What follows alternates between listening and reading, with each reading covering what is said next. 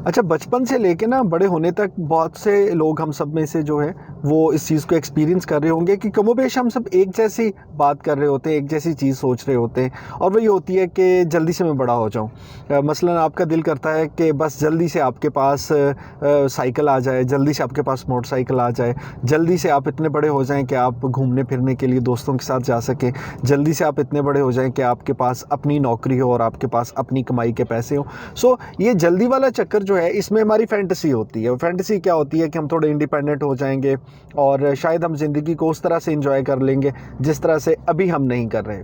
अच्छा, एक बच्चा जो था उसको किसी ने ये एक मैजिक दे दिया कि ये एक रस्सी का टुकड़ा तुम्हारे पास है और कहा ये कि इस रस्सी के टुकड़े को जितना तुम खींचते जाओगे ना तो ये रस्सी के गोले में से रस्सी निकलती जाएगी और उतनी जल्दी जल्दी तुम्हारी ज़िंदगी का वक्त गुजरता जाएगा। वो बच्चा बड़ा खुश हुआ कि ये बड़ा मज़े का मैजिक मेरे पास आ गया है।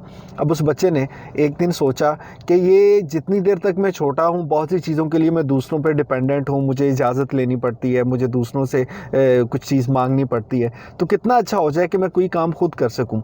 चलें थोड़ा बड़ा होता हूँ। उसने रस्सी खींची और थोड़ी ही देर में उसकी ज़िंदगी के बहुत से साल गुजर गए और वो थोड़ा बड़ा हो गया।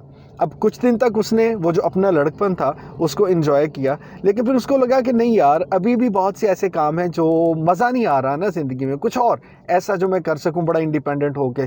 चले रस्सी खींची, ज़िंदगी के कुछ साल अचानक से गुजर गए और वो बच्चा जो था वो नौजवान हो गया। अब उसके साथ ही उसको बहुत से पैसे भी मिलने शुरू हो गए, उसने नौकरी भी शुरू कर दी, लेकिन ज़िंदगी के झंझट जो थे उन मुसीबतों से उसको परेशानी शुरू हो गई।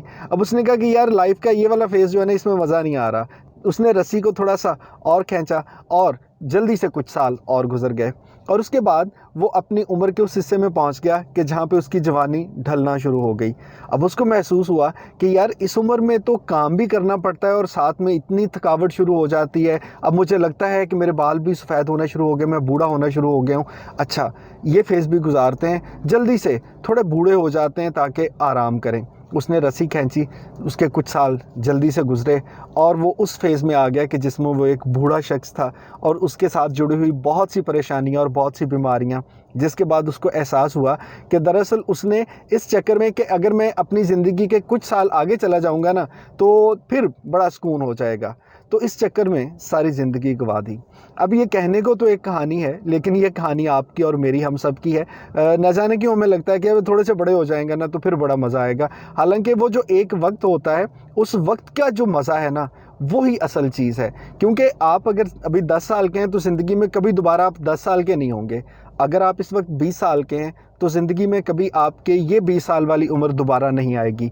सो इसी तरह आपके 30, 35, 40, 45 या 50 ज़िंदगी के जिस हिस्से में भी हैं ये हिस्सा एंजॉय करना सीखिए, क्योंकि ये हिस्सा दोबारा नहीं आएगा। और इसके साथ ये बात कि उस हिस्से में आपकी फीलिंग क्या होती है और क्यों किसी एक ख़ास वक्त का आपको इंतज़ार करना पड़ता है, इस पे अगला एपिसोड ज़रूर आपके साथ शेयर करूँगा। गुफ्तगू पसंद करने का शुक्रिया। WI टॉक्स को अपने दोस्तों के साथ शेयर ज़रूर कीजिएगा। अस्सलाम वालेकुम।